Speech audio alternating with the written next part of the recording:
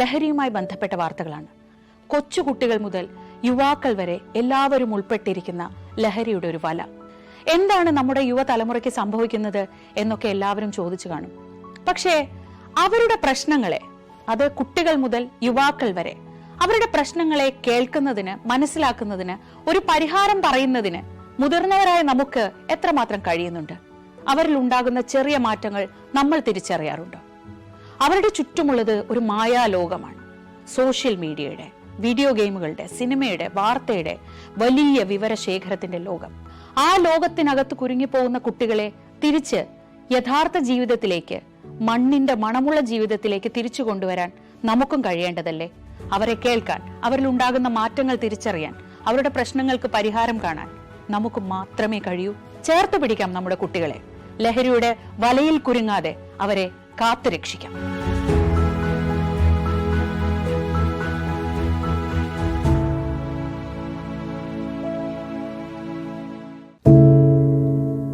എന്തുപറ്റി നമ്മുടെ നാടിന് എന്ന് ചോദിച്ചു പോകുന്ന കാര്യങ്ങളാണ് ഇപ്പോൾ സംഭവിക്കുന്നത്. എന്തൊക്കെയാണ് നമ്മുടെ യുവതലമുറ തെരുവുകളിൽ കാട്ടിക്കൂട്ടുന്നത്? കൊല്ലാൻ പോലും മടികാട്ടാത്ത ഇവർ സ്വബോധത്താൽ ഇങ്ങനെയൊന്നും ചെയ്യില്ല. നാടിന്റെ അഭിമാനമായി വളരേണ്ട യുവത്വത്തെ ഇങ്ങനെ പോകാൻ അനുവദിച്ചുകൂടാ. നമ്മൾ ഓരോരുത്തരും മാതാപിതാക്കൾ കൂടിയാണ്. നേർവഴിക്ക് നടത്താൻ, തെറ്റുകൾ പറഞ്ഞു മനസ്സിലാക്കാൻ നമുക്ക് കഴിയണം. ഇപ്പോഴത്തെ അക്രമ സംഭവങ്ങളിൽ 99% ലഹരിയുടെ, പ്രത്യേകിച്ച് ഗുരുതരമായ ആരോഗ്യ പ്രശ്നങ്ങളിലേക്ക് കൊണ്ടുവന്നെത്തിക്കുന്ന ഡ്രഗ്സിന്റെ ഉപയോഗമുണ്ടെന്ന് മനസ്സിലാക്കിയിട്ടുണ്ട്. ഇത് നിസ്സാരമല്ല. കണ്ടില്ലെന്ന് നടിക്കാൻ ആർക്കുമാവില്ല. ജീവിതം ഒട്ടേറെ ബാക്കിയുണ്ടെന്ന് യുവതലമുറ മനസ്സിലാക്കണം. സ്നേഹിക്കാൻ, സർഗാത്മകത, ലഹരിയുടെ സഹായമില്ലാതെ വളർത്താൻ അവർക്ക് കഴിയണം.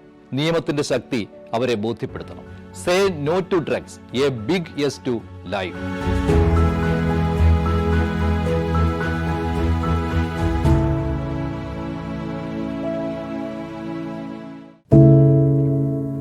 Steel Doors.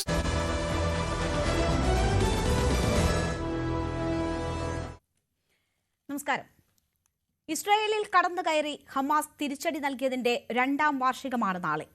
അൽ അക്സ പ്രളയത്തിൽ എല്ലാ സുരക്ഷയെയും മറികടന്ന് ഹമാസ് നടത്തിയ മിന്നലാക്രമണത്തിന്റെ ആഘാതത്തിന് വംശഹത്യയായിരുന്നു ഇസ്രായേലിന്റെ മറുപടി. 2ാം വാർഷികത്തിലും ഇസ്രായേലിന്റെ സൈന്യം ഗസയിൽ തീമഴ പെയ്യിക്കുന്നു. ഇതുവരെ കൊന്നുതള്ളിയത് 67,000-ലധികം മനുഷ്യരെ, 1 മണിക്കൂറിൽ 1 കണക്കിൽ പിഞ്ചു കുഞ്ഞുങ്ങളെ. സമാധാന ചർച്ചകൾക്ക് ഒരു മേശയ്ക്ക് ചുറ്റും ഇരിക്കുന്ന ഈ മണിക്കൂറിലും ആക്രമണം തുടരുകയാണ്. 24 മണിക്കൂറിനിടെ മാത്രം കൊല്ലപ്പെട്ടത് 25ഓളം പേർ. ഏക പ്രതീക്ഷ ട്രംപ് മുന്നോട്ട് വെച്ച 20 ദിന സമാധാന പദ്ധതി. അമേരിക്കയുടെ മധ്യസ്ഥതയിൽ കെയ്റോയിൽ ബന്ദി കൈമാറ്റവും വെടിനിർത്തലും ചർച്ച ചെയ്യുകയാണ്. ഖലീൽ അൽ ഹയ്യയുടെ നേതൃത്വത്തിലുള്ള ഹമാസ് സംഘം വഴങ്ങുമോ? ബന്ദി കൈമാറ്റം സാധ്യമാകുമോ? വെടിനിർത്തൽ പ്രാബല്യത്തിൽ വരുമോ? ഈ വിഷയമാണ് നമ്മൾ ഈ മണിക്കൂറിൽ പരിശോധിക്കുന്നത്. എനിക്കൊപ്പം ഈ ചർച്ചയിൽ ഡോക്ടർ മോഹൻ വർഗീസ്, വിദേശകാര്യ വിദഗ്ധൻ, ശ്രീ നിർമ്മൽ എബ്രഹാം, വിദേശകാര്യ വിദഗ്ധൻ, ഒപ്പം തന്നെ അഷ്റഫ് വാളൂർ, അധ്യാപകൻ എന്നിവരാണ് പങ്കെടുക്കുന്നത്. ആദ്യം ഡോക്ടർ മോഹൻ വർഗീസ്. വലിയ പ്രതീക്ഷയോടുകൂടി കെയ്റോയിലേക്ക് നോക്കുകയാണ്. നാളെ ഒക്ടോബർ 7 ഇസ്രായേലിനെ ചൊടിപ്പിച്ച, ഇസ്രായേലിനെ അമ്പരപ്പിച്ച ഹമാസ് ഓപ്പറേഷന്റെ 2ാം വാർഷികമാണ്. അതിനു മുൻപ് ഒരു ശുഭവാർത്ത കെയ്റോയിൽ നിന്ന് പ്രതീക്ഷിക്കാം. എല്ലാ കണ്ണുകളും, ലോകത്തിൻ്റെ തന്നെ സകല കണ്ണുകളും കെയ്റോയിലേക്ക് കേന്ദ്രീകരിക്കുകയാണ്. അവിടെ സമാധാന ചർച്ചയ്ക്കായി ഹമാസിൻ്റെ നേതാക്കൾ എത്തിക്കഴിഞ്ഞു. അതുപോലെ ഇസ്രയേലിൻ്റെ പ്രതിനിധികൾ, IDF ആകട്ടെ, മൊസാദ് ആകട്ടെ, അവരുടെ എല്ലാം പ്രതിനിധികൾ എത്തിക്കഴിഞ്ഞു. അമേരിക്കൻ പ്രതിനിധി, ഉന്നതതല സംഘം തന്നെയാണ് അമേരിക്കയ്ക്ക് വേണ്ടി വരുന്നത്. പ്രസിഡന്റിൻ്റെ മരുമകൻ ജാറെഡ് കുഷ്ണർ എത്തുന്നു. അതേപോലെ അമേരിക്ക മധ്യപൗരസ്ത്യ പ്രദേശത്തെ ട്രംപിൻ്റെ വിശ്വസ്തനായ ഏജൻ്റായി പ്രവർത്തിക്കുന്ന സ്റ്റീവ് വിറ്റ്കോഫ് എത്തുന്നു. ഇവരെല്ലാം ചേർന്ന് നടത്തുന്ന പല റൗണ്ട് ചർച്ചകൾ, ഏതാനും റൗണ്ട് ചർച്ചകൾ ഉണ്ടാകുമെന്നാണ് പ്രതീക്ഷിക്കപ്പെടുന്നത്. നൊടിയിടയിൽ എത്തിച്ചേരാവുന്ന ഒരു സമഗ്ര കരാറല്ല ഇത് എന്ന ബോധ്യം ലോകത്തിനുണ്ട്. അതുകൊണ്ടാണ് ഇപ്പോൾ എല്ലാ കണ്ണുകളും ഈജിപ്ഷ്യൻ തലസ്ഥാനമായ കെയ്റോയിലേക്ക് നീങ്ങുന്നു. ഇനി നോക്കൂ, ഇവിടെ പ്രിഫറൻസസ്, 2 വിഭാഗവും പ്രിഫറൻസസ് ഓൾറെഡി പറഞ്ഞു കഴിഞ്ഞു. ഹമാസിൻ്റെ ഭാഗത്ത് ഒരു വലിയ ഒളിച്ചുകളി നടക്കുന്നുണ്ട്. അതൊരു തന്ത്രപരമായ ഒളിച്ചുകളി തന്നെയാണ്. അതിനെ ഒരു നെഗറ്റീവ് അർത്ഥത്തിൽ മാത്രം കാണേണ്ടതില്ല. ഈ ഒളിച്ചുകളിയിൽ പ്രധാനപ്പെട്ട കാര്യം ഡൊണാൾഡ് ട്രംപ് മുന്നോട്ട് വെച്ച പദ്ധതി തത്വത്തിൽ, ആ 20 ദിന പദ്ധതി തത്വത്തിൽ ഹമാസ് അംഗീകരിക്കുന്നു. ആ ഒരു പ്രതീതി തന്നെയാണ് പൊതുവെ പറയുന്നത്. പക്ഷേ നിരായുധീകരണ കാര്യം വരുമ്പോൾ പൂർണ്ണമായ സൈലൻസാണ്. ആകെ സമ്മതിച്ചിട്ടുള്ളത് ബന്ദികളെ വിട്ടു നൽകാം എന്ന് തത്വത്തിൽ സമ്മതിച്ചു. അതും കണ്ടീഷണലാണ്. ഇസ്രയേൽ വെടിനിർത്തി ഇസ്രയേൽ സേനയുടെ പിന്മാറ്റം പൂർത്തിയാകുമ്പോൾ നടക്കേണ്ടതാണ് ബന്ദിമോചനം എങ്കിൽ ഉടനടി അത് നടക്കാനുള്ള സാധ്യതയില്ല. കാരണം ഇസ്രയേലി സേനകളുടെ പിന്മാറ്റം എന്ന് പറയുന്നത് ഘട്ടം ഘട്ടമായിട്ട് നടക്കേണ്ട കാര്യമാണ്. അതുകൊണ്ട് തന്നെ ദീർഘമായൊരു പ്രക്രിയയിൽ കൂടി മാത്രമേ അങ്ങനെയെങ്കിൽ ബന്ദിമോചനം സാധ്യമാവൂ. രണ്ടാമത്തെ കാര്യം ഹമാസിൻ്റെ നിരായുധീകരണമാണ്. ആ നിരായുധീകരണം സാധ്യം ആകണമെങ്കിൽ ഒരുപാട് ഇഫ്സ് ആൻഡ് ബട്ട്സ് പൂരിപ്പിക്കേണ്ടതുണ്ട്. അത് ആർക്ക് മുന്നിലാണ് ഹമാസ് ആയുധം വെക്കേണ്ടത്? ഇതിനാരാണ് അക്കൗണ്ടബിലിറ്റി നൽകുക? എന്ത് തരത്തിലുള്ള ഗ്യാരൻറ്റീസാണ് ഇസ്രയേൽ ഹമാസിൽ നിന്നും അല്ലെങ്കിൽ ഗാസയുടെ ഫ്യൂച്ചർ അഡ്മിനിസ്ട്രേഷനിൽ നിന്നും സെക്യൂരിറ്റി ഗ്യാരണ്ടി ചോദിച്ചു വാങ്ങുക? വലിയ വിഷയമാണ്. അതേപോലെ Hamas is totally silent on post war Gaza administration. ആദ്യം റീകൺസ്ട്രക്ഷൻ. ആ റീകൺസ്ട്രക്ഷൻ എഫേർട്സ് ഒരുപക്ഷെ ലോക കമ്മ്യൂണിറ്റിയും അറബ് രാജ്യങ്ങളും ചേർന്ന് ചെയ്യും അമേരിക്കയുടെ നേതൃത്വത്തിൽ. പക്ഷേ ആരാണ് അടുത്ത ഗവൺമെൻറ്റായി വരേണ്ടത്? ഇപ്പോൾ ഒരു ടെക്നിക്കൽ സംഘമാണെന്ന് പറയുന്നു. ആ ടെക്നിക്കൽ സംഘത്തിൽ ഹമാസിൻ്റെ പ്രതിനിധികൾ ഉണ്ടാകുമോ? ഹമാസ് നിർദ്ദേശിക്കുന്നവരുണ്ടാകുമോ? ഹമാസിൻ്റെ ഡയറക്റ്റ് ഇൻവോൾവ്മെൻറ്റ് ഉണ്ടാകുമോ? ഏത് രീതിയിലുള്ള ഒരു പവർ സ്ട്രക്ചറിലാണ് പുതിയ ഗാസ പ്രവർത്തിക്കേണ്ടത്? ഇതെല്ലാം തന്നെ അയൺ ഔട്ട് ചെയ്യപ്പെടേണ്ട വിഷയമാണ്. അതുകൊണ്ടാണ് ഡൊണാൾഡ് ട്രംപ് ഇപ്പോൾ എത്ര തിടുക്കം കൂട്ടിയാലും ഉടനടി ഒരു വെടിനിർത്തൽ പോലും ഇതുവരെ ഇപ്പോൾ സംസാരിക്കുന്ന ലൈവായി ഇപ്പോൾ നമ്മൾ സംസാരിക്കുന്ന ഈ സമയത്ത് പോലും ഒരു വെടിനിർത്തൽ സാധ്യമായിട്ടില്ല എന്നോർക്കണം. വെടിനിർത്തലിന് ശേഷം മാത്രമേ സേനാ പിന്മാറ്റം നടക്കൂ, ബന്ദി കൈമാറ്റം നടക്കൂ. അതുകൊണ്ട് സ്ക്വയർ വണ്ണിൽ തന്നെ നിൽക്കുകയാണ് ഇപ്പോഴും കാര്യങ്ങൾ. അതുകൊണ്ടാണ് സങ്കീർണമായ ഒരു പീസ് പ്രോസസ്സാണിത്. ഇത് ഡൊണാൾഡ് ട്രംപ് 20 ദിന പദ്ധതി വരച്ചു കാട്ടിയപ്പോൾ ലോകം വിചാരിച്ചു ഇതെല്ലാം ക്ഷിപ്രസാധ്യമായ ഒരു കാര്യമാണെന്ന്. പക്ഷേ ഇപ്പോഴാണ് ഈ പ്രിഫറൻസസിനെ കുറിച്ചുള്ള കാര്യങ്ങൾ മനസ്സിലാകുന്നതും. ഒരു ഡിലേയിങ് ടാറ്റിക്സ് എന്ന നിലയിൽ ഹമാസ് മുന്നോട്ട് പോകുന്നു. ഇസ്രയേലിൻ്റെ പദ്ധതികളും പൂർണ്ണമായി ഫലപ്രാപ്തിയിലെത്തുന്നില്ല. കാരണം ഇസ്രയേലിൻ്റെ ആഗ്രഹം ഹമാസിനെ പൂർണ്ണമായി എലിമിനേറ്റ് ചെയ്യുക. അതിന് അമേരിക്കയുടെ സഹായം വേണ്ടിവരും. കാരണം ഭാവിയിൽ ഹമാസ് ഉണ്ടാവരുത് എങ്കിൽ ഹമാസിൻ്റെ അവശേഷിക്കുന്ന നേതാക്കൾക്ക് സുരക്ഷിതമായി മറ്റ് രാജ്യങ്ങളിലേക്ക് കടന്നു പോകാനുള്ള അന്തരീക്ഷം ഉണ്ടാകണം. അത് ട്രംപ് വെച്ച പദ്ധതിയാണ്. പക്ഷേ അതിനോട് അനുരൂപമായിട്ടല്ല ഹമാസ് പ്രവർത്തിച്ചത്. ഒരാൾ പോലും ഗാസ വിട്ടു പോകുമെന്ന് ഉറപ്പിച്ച ഈ ഘട്ടത്തിൽ ഹമാസ് പറയുന്നില്ല. അതുകൊണ്ട് ഇപ്പോൾ ഖത്തറിനും ഈജിപ്തിനും പിടിപ്പത് പണിയാണ്. ഹമാസിൻ്റെ നേതാക്കളെ ഖലീൽ അൽ ഹയ്യ ആണ് പ്രധാനമായും ഹമാസിന് വേണ്ടി നെഗോഷിയേറ്റ് ചെയ്യുന്നത്. നോക്കൂ, ഖലീൽ അൽ ഹയ്യ അദ്ദേഹം ഖത്തറിൽ ആയിരുന്ന സമയത്താണ് ഇസ്രയേലിൻ്റെ ആക്രമണം ദോഹയിൽ ഉണ്ടാകുന്നത്. അദ്ദേഹത്തിൻ്റെ മകൻ ഉൾപ്പെടെ ആ ആക്രമണത്തിൽ കൊല്ലപ്പെട്ടത് സമീപ ഭൂതകാലത്താണ് എന്നതും പ്രത്യേകമായി ഓർക്കണം. അതുകൊണ്ട് ഹമാസിൻ്റെ ഭാഗത്തുള്ള ഇസ്രയേലിന് പ്രതീക്ഷിക്കാവുന്ന ഏക കാര്യം ഹമാസ് ഈ ഗാസയ്ക്കുള്ളിലെ ഹമാസും ഗാസയ്ക്ക് പുറത്ത് ഖത്തറിലും കെയ്റോയിലും ഒക്കെയുള്ള ഹമാസും തമ്മിലുള്ള ആശയവിനിമയത്തിൽ ചില അവ്യക്തതകൾ ഉണ്ട് എന്ന് പൊതുവെ കരുതപ്പെടുന്നു. ആ അവ്യക്തതകൾ ഏതെങ്കിലും രീതിയിൽ മുതലാക്കാനാവുമോ? പ്രത്യേകിച്ച് ഗാസയ്ക്ക് വെളിയിലുള്ള ഹമാസിൻ്റെ നേതാക്കൾക്ക് ഒരുപക്ഷെ യുദ്ധം അവസാനിക്കണമെന്ന് ആഗ്രഹമുണ്ടാകും. കാരണം ഇസ്രായേൽ ലോകത്തിൻ്റെ ഏത് അറ്റത്ത് പോയും ബോംബ് ചെയ്യും എന്ന തീരുമാനത്തിലാണ്. അതുകൊണ്ടാണല്ലോ ഒരു സൂചന എന്ന നിലയിൽ ഖത്തറിലെ കേന്ദ്രം ആക്രമിച്ചത്. ഇതൊരു സൂചനയാണെങ്കിൽ ഹമാസിൻ്റെ നെഗോഷിയേറ്റേഴ്സ് അവർ സുഖമായി മറ്റിടങ്ങളിലാണ് അവർ നെഗോഷിയേറ്റ് ചെയ്യുന്നു എന്നത് ശരിയാണ്. പക്ഷേ അവരുടെ സുരക്ഷിതത്വം വെല്ലുവിളിയാകുമ്പോൾ എങ്ങനെയും ഒരു പീസ് ഡീലിലെത്താൻ അവർ ശ്രമിക്കും. അത് ഇസ്രയേലിനെ ചിലപ്പോൾ ചെറിയ രീതിയിൽ അനുകൂലമാവുകയും ചെയ്യും. അതേസമയം ഗാസയ്ക്കുള്ളിൽ ഈ രണ്ട് വിഭാഗങ്ങൾ തമ്മിലുള്ള ആശയവിനിമയം എങ്ങനെ സാധ്യമാകും? ഖത്തറിനും ഈജിപ്തിനും എത്രത്തോളം ഇത് ഹമാസിൻ്റെ ഭാഗത്ത് നിന്നുകൊണ്ട് ഏകോപിപ്പിക്കാൻ കഴിയും എന്നത് ചോദ്യചിഹ്നമാണ്. മറുവശത്തെ ഈജിപ്തിൻ്റെ പ്രിഫറൻസസ് അവിടെയും ഡിവൈഡുണ്ട്. അവിടെ ഒരു മിതവാദി വിഭാഗമുണ്ട്, തീവ്രവാദി വിഭാഗമുണ്ട്. ഈ തീവ്ര വിഭാഗക്കാർക്ക് ഒരിക്കലും ഹമാസുമായി ചർച്ച ചെയ്യരുത് എന്ന് ചിന്തിക്കുന്നവരുണ്ട്. അതുകൊണ്ട് അമേരിക്ക ഇടപെട്ട് ഹമാസിന് ഒരു പുതുജീവൻ നൽകുകയാണോ എന്ന സന്ദേഹം ഈ സയൻസ് വിഭാഗങ്ങൾക്കുണ്ട്. ഇവരെ ഉൾപ്പെടെ സമന്വയിപ്പിച്ച് കൊണ്ടുപോകുക എന്നത് ബെഞ്ചമിൻ നെതന്യാഹു ആൻഡ് ടീമിന് ഭഗീരഥ പ്രയത്നം തന്നെ വേണ്ടിവരും. തീർച്ചയായും. ശ്രീ നിർമ്മൽ എബ്രഹാമും കൂടി ഈ അവസരത്തിൽ നമുക്കൊപ്പം ചേരുകയാണ്. ശ്രീ നിർമ്മൽ എബ്രഹാം, നോക്കൂ, ഒരു വെടിനിർത്തൽ എങ്കിലും ഏറ്റവും ആസന്നമായ സമയത്ത് നമ്മൾ പ്രതീക്ഷിക്കുകയാണ്. ഇപ്പോൾ വലിയ പ്രതീക്ഷ ഇതുമായി ബന്ധപ്പെട്ട് ട്രംപ് ഏറ്റവും അവസാനം അദ്ദേഹത്തിന്റെ സമൂഹ മാധ്യമത്തിൽ കുറിച്ച വാക്കുകൾ പ്രതീക്ഷ നൽകുന്നതായിരുന്നു. നമുക്കൊരു മറ്റ് 20 ദിന പദ്ധതിയാണ്. അതിൻ്റെ മറ്റ് ചില നിർദ്ദേശങ്ങൾ ഹമാസ് ഇതുവരെ അംഗീകരിച്ചിട്ടില്ല. അതുമായി ബന്ധപ്പെട്ട് കൂടുതൽ ചർച്ചകൾ വേണ്ടിവരുമെന്ന് പ്രതീക്ഷിക്കുന്നു. ഒരു വെടിനിർത്തൽ സാധ്യമാക്കുന്ന ഇടത്തേക്ക് ഇപ്പോഴത്തെ ചർച്ചകൾ മുന്നേറുമെന്ന് താങ്കൾ പ്രതീക്ഷിക്കുന്നുണ്ടോ? നിലവിലെ കണ്ടീഷൻസ് കൃത്യമായിട്ട് ഓരോന്നും എടുത്തു നോക്കി, ഇപ്പൊ 20 അല്ലെങ്കിൽ 21 കണ്ടീഷൻസ് കൊടുത്തിട്ടുണ്ടെന്ന് പറയുന്നതിൽ ഓരോ കണ്ടീഷനും നമ്മൾ എടുത്തു നോക്കി കഴിഞ്ഞാൽ സാധ്യമാകും എന്നുള്ള പ്രതീക്ഷ വെക്കേണ്ടതില്ല എന്നേ ഞാൻ പറയുള്ളൂ. കാരണം ഹമാസ് തടസ്സം പറയുന്നത് പോലെ തന്നെ ഇസ്രായേലും തടസ്സം പറയുന്ന ചില പോയിന്റ്സ് ഉണ്ട്. ഹമാസ് തടസ്സം പറയുന്ന പോയിന്റ്സ് എടുത്ത് നോക്കിയാൽ അറിയാം, അത് ഒരു ദിവസത്തെ ഒരു മണിക്കൂറിലെ ഡിസ്കഷൻ കൊണ്ട് തീരുന്ന കാര്യങ്ങളല്ല. ഒരു ഉദാഹരണം പറഞ്ഞു കഴിഞ്ഞാൽ ട്രംപ് തന്നെ നേതൃത്വം എടുത്തുകൊണ്ട് തന്നെ ബോർഡ് ഓഫ് പീസ് എന്ന് പറഞ്ഞൊരു ഒരു ഗ്രൂപ്പ് ഉണ്ടാക്കി അതായിരിക്കും ഈ ട്രാൻസിഷനെ മൊത്തം മോണിറ്റർ ചെയ്യുന്നെന്ന് പറയുമ്പോൾ അത് ഹമാസിന് അംഗീകരിക്കാൻ സാധിക്കുന്നതല്ല. ഹമാസിന്റെ നിരായുധീകരണം നേരത്തെ സൂചിപ്പിച്ച പോലെ തന്നെ ഡിസാർമമെന്റ് അവർക്ക് അംഗീകരിക്കാൻ കഴിയുന്ന കാര്യമല്ല. പുതിയ ഗാസയിൽ അവർക്ക് ഒരു റോളുമില്ല, ഒരു തരത്തിലുള്ള റോളുമില്ല എന്ന് പറയുന്നത് അവർക്ക് അംഗീകരിക്കാൻ കഴിയുന്ന കാര്യമല്ല. അങ്ങനെ ഒരുപാട് കാര്യങ്ങൾ ലിസ്റ്റ് എടുത്ത് നോക്കി എനിക്കൊന്ന് 20-ൽ ആകെ 9 കണ്ടീഷൻസ്, അതായത് പകുതി കണ്ടീഷൻസ് പോലും ഹമാസ് ശരിക്കും പറഞ്ഞാൽ അക്സെപ്റ്റ് ചെയ്തിട്ടില്ല. പക്ഷേ 2 എണ്ണമാണ് റിലീസ് ഓഫ് ഹോസ്റ്റേജും സറണ്ടറിംഗ് ഓഫ് പവറും. അത് മാത്രമാണ് ഹമാസ് അംഗീകരിച്ചിട്ടുള്ളത്. അതെ, റിജക്ട് ചെയ്ത് ഒഴിച്ച് കുറെ നെഗോഷിയേറ്റ് ചെയ്യാൻ താല്പര്യപ്പെടുന്നുണ്ട്. ഔട്ട്റൈറ്റ്ലി റിജക്ട് ചെയ്ത 4-5 കണ്ടീഷൻസും ഉണ്ട്. സോ അങ്ങനെ നോക്കുമ്പോൾ തീർച്ചയായിട്ടും ഫർദർ നെഗോഷിയേഷൻ ആവശ്യം വന്നേക്കാം. ട്രംപിന്റെ കേസിൽ ട്രംപ് ധൃതി പിടിക്കുന്നതിന് ഒരുപാട് തിയറികൾ പറയുന്നുണ്ട്. നമുക്കറിയാവുന്ന പോലെ തന്നെ ഈ ഒക്ടോബർ എനിക്കൊന്ന് അടുത്ത ആഴ്ചയാണ് നൊബേൽ പീസ് പ്രൈസ് ഡിസ്ട്രിബ്യൂട്ട് ചെയ്യുന്നത്. നമ്മൾ പലപ്പോഴും തമാശയായിട്ട് പറയാം ട്രംപിന് നൊബേൽ പ്രൈസ് എന്ന് പറഞ്ഞാൽ നമ്മൾ ഉൾപ്പെടെ നിരീക്ഷകരും ന്യൂസ് ആങ്കേഴ്സും ഒക്കെ ചിരിക്കാറുണ്ട്. പക്ഷെ സത്യത്തിൽ എടുത്തു പറഞ്ഞു കഴിഞ്ഞാൽ സാധ്യത ഉണ്ടോ എന്ന് ചോദിച്ചു കഴിഞ്ഞാൽ സാധ്യത ഇല്ല എന്ന് പൂർണ്ണമായിട്ട് നമുക്ക് പറഞ്ഞ് തള്ളിക്കളയാൻ സാധിക്കില്ല. കാരണം യൂഷ്വലി നൊബേൽ പീസ് പ്രൈസിന്റെ നോമിനേഷൻ ഒരു വർഷം മുന്നെയാണ്, കഴിഞ്ഞ സെപ്റ്റംബറിൽ തുടങ്ങിയെങ്കിലും അവരുടെ ജനറലി പ്രഖ്യാപിക്കുന്ന ഒരു 4 ദിവസം ഗ്യാപ്പിലാണ്. അങ്ങനെ നോക്കിക്കഴിഞ്ഞാൽ ഒക്ടോബർ 8-ാം തീയതിക്കുള്ളിൽ വിജയം പ്രഖ്യാപിക്കും. ട്രംപിന്റെ അവസാന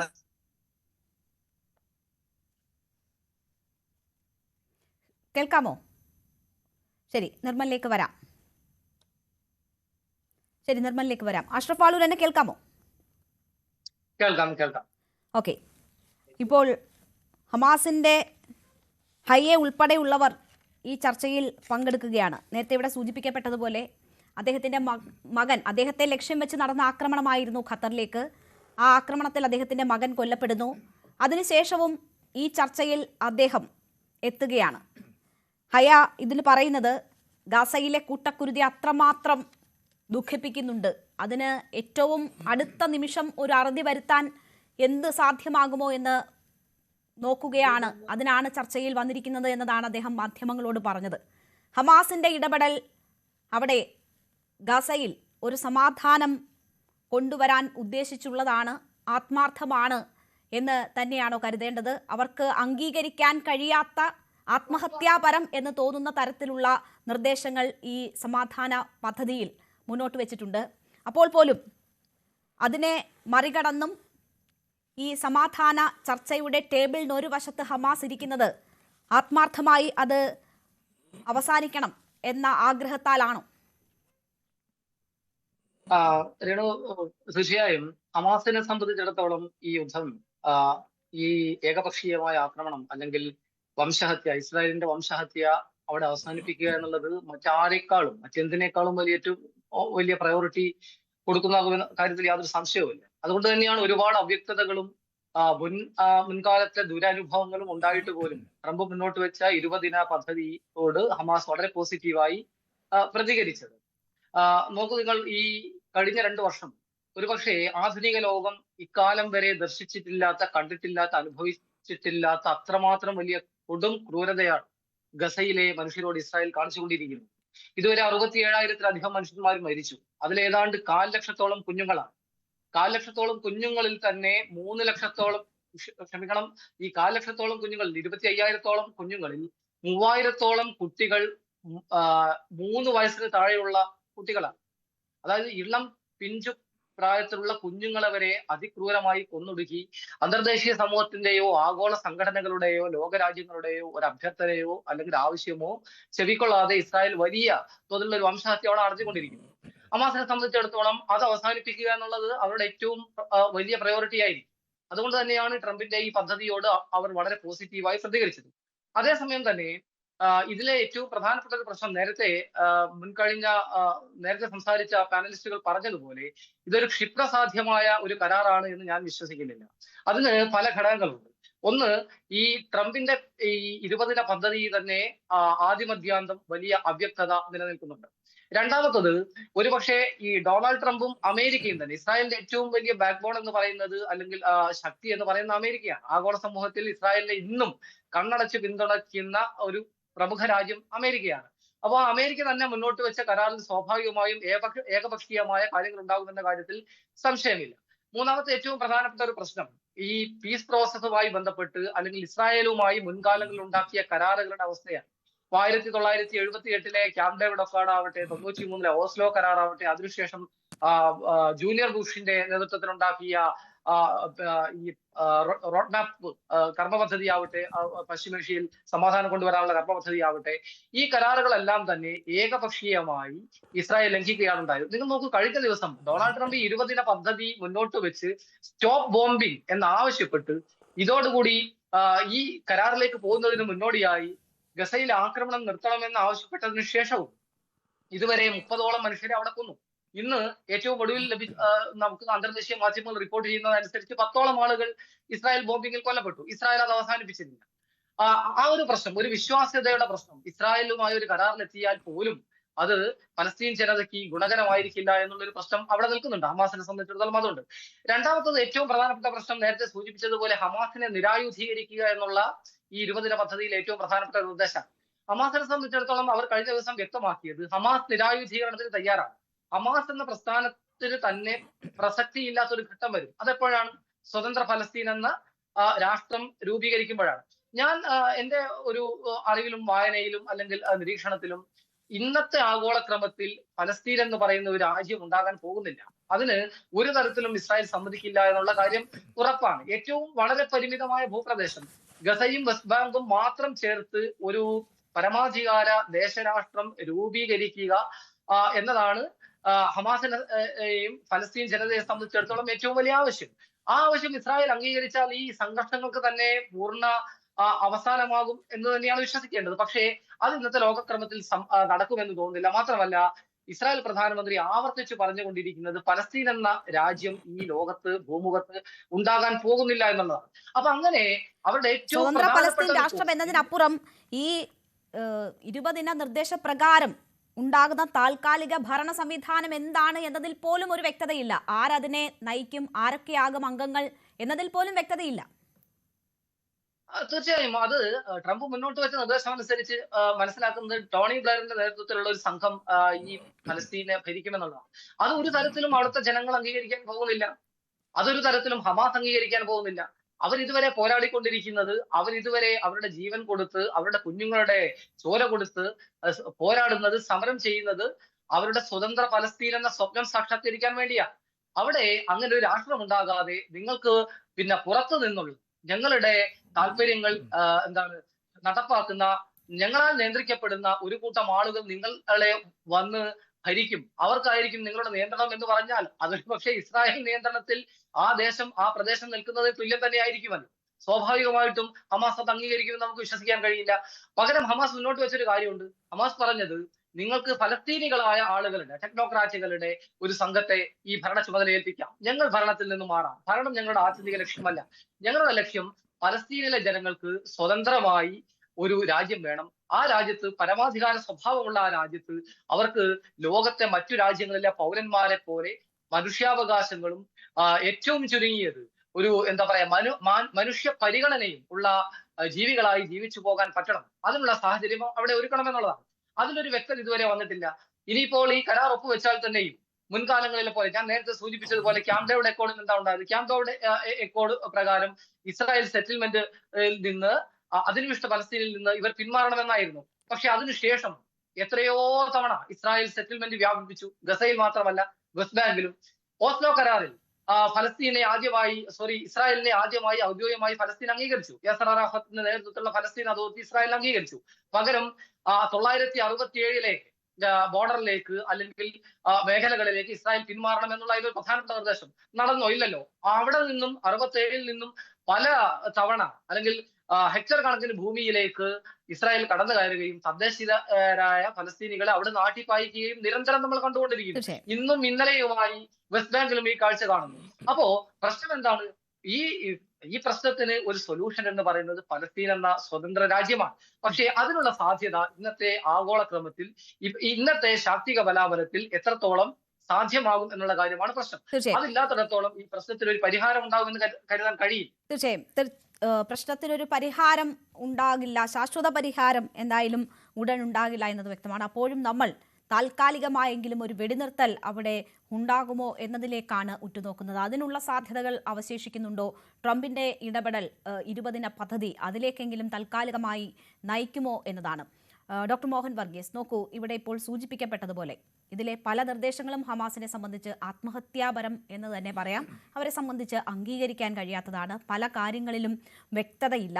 ഇസ്രയേലിൻ്റെ പൂർണ്ണ സമ്മതത്തോടുകൂടി അവർക്ക് വേണ്ടി ആവിഷ്കരിക്കപ്പെട്ട ഒരു പദ്ധതി രേഖ എന്ന് വേണമെങ്കിൽ ട്രംപിൻ്റെ ഈ സമാധാന പദ്ധതിയെ നമുക്ക് കാണാവുന്നതാണ്. അപ്പോൾ പോലും ട്രംപ് മുന്നോട്ട് വെച്ച സമയപരിധിക്കുള്ളിൽ ഹമാസ് അതിന് വഴങ്ങുന്നു. ആ ഭീഷണിക്ക് വഴങ്ങുന്നു എന്ന് വേണമെങ്കിൽ പറയാം.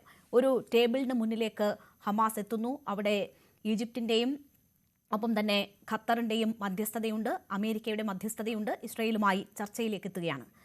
ഒരിക്കലും സാധ്യമല്ല എന്ന് പറയുന്നിടത്ത് ഒരു ചർച്ചയ്ക്കുള്ള സന്നദ്ധത ഉടലെടുത്തിരിക്കുന്നു എന്നതാണോ? അതാണോ ഹമാസ് ഇതിലൂടെ തേടുന്നത്? അതാണോ സംഭവിക്കുന്നത്?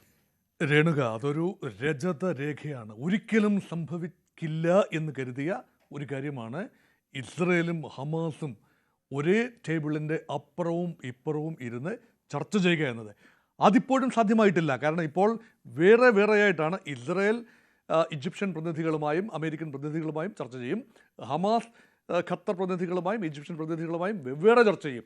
അതിനുശേഷം എഗ്രി ചെയ്യാവുന്ന മേഖലകൾ കണ്ടെത്തി അത് ഡൊണാൾഡ് ട്രംപ് ആൻഡ് ടീം, അതായത് ജാറഡ് കുഷ്ണറും മറ്റും അടങ്ങുന്ന ആ ഒരു ടീം, സ്റ്റീവ് വിറ്റ്കോഫ് അടങ്ങുന്ന ഒരു ടീമുമായി കൂടി ആലോചിച്ച് അടുത്ത റൗണ്ടിലേക്ക് കടക്കുകയാണ്. അപ്പം മുഖാമുഖം ചർച്ച ചെയ്യുന്ന ഒരു ഘട്ടം ആയിട്ടേ ഇല്ല. ആ ഘട്ടം വരെ എത്തുമെന്ന് കൃത്യമായ ഉറപ്പുമില്ല. ഒരു കാര്യത്തിൽ മാത്രമാണ് ഇവിടെ ഉറപ്പുണ്ടായിട്ടുള്ളത്. അത് ഈ പറയുന്ന കാര്യം ഒന്നുമല്ല. അതായത് ബലപ്രയോഗത്തിലൂടെ ഒരു പലസ്തീൻ രാഷ്ട്രം രൂപീകരിക്കാൻ ആവില്ല. അക്കാര്യത്തിൽ ലോകരാഷ്ട്രങ്ങളും ഒരുപക്ഷെ മറ്റ് എല്ലാ അറബി രാജ്യങ്ങളും ഉൾപ്പെടെ ഒരു ബലപ്രയോഗത്തിലൂടെ ഇനി നേടിയെടുക്കാവുന്ന ഒന്നല്ല സ്വതന്ത്ര പരമാധികാര പലസ്തീൻ എന്നത് ഉറപ്പായി കഴിഞ്ഞു. അതേസമയം മറ്റൊരു കാര്യത്തിലും ഉറപ്പുണ്ട്. ഒരു ബലപ്രയോഗത്തിലൂടെ കുറേയൊക്കെ ഈ പലസ്തീൻ രാഷ്ട്ര രൂപീകരണം നീട്ടിവയ്ക്കാൻ കഴിയും എന്ന് ഇസ്രയേലും മനസ്സിലാക്കി.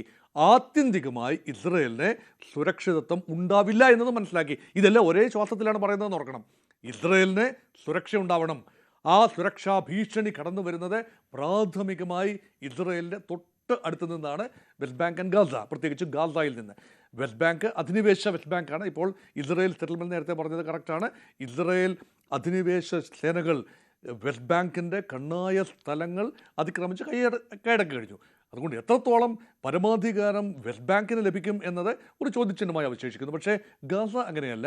2006 ഇസ്രയേൽ സൈന്യം ഗാസ വിട്ടു പോയതിനു ശേഷം ഏതാണ്ട് പൂർണ്ണ പരമാധികാര രീതിയിൽ തന്നെയാണ് രാഷ്ട്രപദവി ഇല്ല എങ്കിലും ഹമാസിൻ്റെ നേതൃത്വത്തിൽ ഗാസ പ്രവർത്തിച്ചിരുന്നത്. ആ ഒരു അവസരം ഉപയോഗിച്ചുകൊണ്ട് എത്രത്തോളം മിലിറ്ററൈസ് ചെയ്യാം, എത്രത്തോളം ആയുധവൽക്കരിക്കാം, എത്രത്തോളം തുരങ്ക നിർമ്മാണം എൻട്രഞ്ച് ചെയ്ത് നിൽക്കാം എന്ന് ഹമാസ് ലോകത്തിന് കാട്ടിക്കൊടുത്തു. അത് ഒരു മാതൃകയാണെങ്കിൽ ഒരിക്കലും സ്വതന്ത്ര പരമാധികാര രാഷ്ട്രം ഇസ്രയേലിനെ സംബന്ധിച്ചിടത്തോളം അംഗീകരിച്ചു കൊടുക്കാനാവില്ല. അത് ആത്മഹത്യാപരമായിരിക്കും. ഈ ഒരു ലാർജർ നിലപാടിൽ നിന്നുകൊണ്ടാണ് ഇത് ഹൈഫനേറ്റ് ചെയ്ത് കാണില്ല. അതായത് സ്വതന്ത്ര പരമാധികാര പാലസ്തീനിലേക്കുള്ള ആത്യന്തികമായ ഒരു ചുവടുവയ്പ്പാണ് ഇപ്പോഴത്തെ ചർച്ചകൾ എന്ന നിലപാട് ഒരിക്കലും ഇസ്രായേൽ എടുക്കില്ല. ഇതിനെ വേറെ കാണും. ആ വിഷയം ഇപ്പോൾ ഉദിക്കുന്നില്ല. സ്വതന്ത്ര പരമാധികാര പാലസ്തീൻ അത് മാറ്റിവെച്ചതിന് ശേഷം തൽക്കാലത്തേക്ക് ഗാസയിലെ വെടിനിർത്തൽ, ഗാസയിൽ നിന്നുള്ള സേനാ പിന്മാറ്റം, ഗാസയുടെ പുനഃക്രമീകരണം, അതുപോലെ യുദ്ധവുമായി ബന്ധപ്പെട്ട മറ്റു കാര്യങ്ങൾ, ബന്ദികളുടെ മോചനം, ഇങ്ങനെയുള്ള പരിമിതമായ കാര്യങ്ങളിൽ മാത്രമായി ചർച്ച ചെയ്യുന്നു. ഇവിടെ ഡൊണാൾഡ് ട്രംപിൻ്റെ ഭാഗത്ത് നിന്നൊരു വലിയ പിഴവ് സംഭവിച്ചു കഴിഞ്ഞ ദിവസം. അത് മറ്റൊന്നുമല്ല, ഈ സമയക്രമത്തെക്കുറിച്ചൊരു ധാരണ ഉണ്ടാകാതെ മുൻകൂട്ടി തന്നെ ഹമാസ് ഇത് അംഗീകരിച്ചു എന്ന രീതിയിൽ തൻ്റെ സാമൂഹ്യ മാധ്യമ പ്ലാറ്റ്ഫോമായ ട്രൂത്ത് സോഷ്യലിൽ ഡൊണാൾഡ് ട്രംപ് കമൻ്റ് ഇട്ടു. ഒരു അക്ഷമനായ ഡൊണാൾഡ് ട്രംപ്. ഇത് ശ്രീ നിർമ്മൽ പറഞ്ഞത് വളരെ കറക്റ്റാണ്. നമ്മൾ പലപ്പോഴും നമ്മളെല്ലാം ഈ ഒരു ഊറിയ ചിരിയുമായിട്ടാണ് ട്രംപിൻ്റെ നൊബേൽ സമ്മാന മോഹത്തെ കാണുന്നത്. ഒരു വലിയ വലിയ ഒരു പ്രാഞ്ചിയേട്ടൻ, ആ രീതിയിലാണല്ലോ ട്രംപിനെ നമ്മൾ കാണുന്നത്. അപ്പോൾ ആ രീതിയിൽ കാണുമ്പോൾ ഇത് അദ്ദേഹം ഇപ്പോഴും വിശ്വസിക്കുന്നു ഒക്ടോബർ 10 എന്ന നിർണായക ദിവസമാണ്. അന്നാണ് ഈ വരുന്ന വെള്ളിയാഴ്ച അന്നാണ് നൊബേൽ സമ്മാനം, സമാധാനത്തിനുള്ള നൊബേൽ സമ്മാനം പ്രഖ്യാപിക്കുന്നത്. അപ്പോൾ പേർ വിളിക്കും നേരം എൻ പേരും കാണും ആ പട്ടികയിൽ എന്ന ചിന്തയിലാണ് ഒരു പക്ഷേ ട്രംപ്. അത് സാധ്യമാവില്ല എന്ന് നമുക്കറിയാം. യഥാർത്ഥത്തിൽ നിരീക്ഷിക്കുന്നവർക്കറിയാം. നേരത്തെ സൂചിപ്പിച്ചതുപോലെ ഒരു വർഷം മുൻപ് തന്നെ ഏകദേശ ധാരണയിലെത്തേണ്ട കാര്യമാണ്. ഇപ്പോഴൊരു പ്രോസസ്സ് ഉണ്ട്. അതുകൊണ്ട് 2025 നൊബേൽ സമ്മാന മോഹം ട്രംപ് പത്തായത്തിൽ വെച്ച് പൂട്ടുകയാണ് നല്ലത്. അടുത്ത വർഷത്തേക്കുള്ള കാര്യത്തിൽ കൃത്യമായി ഉറപ്പിപ്പോൾ പറയാവുന്നൊരു നിലയിലാവുകയും ചെയ്യുന്നില്ല. അത് മാത്രമല്ല, നൊബേൽ സമ്മാനം ലഭിക്കണമെങ്കിൽ മറ്റ് ചില കണ്ടീഷൻസും കൂടെ ഉണ്ടാകണം.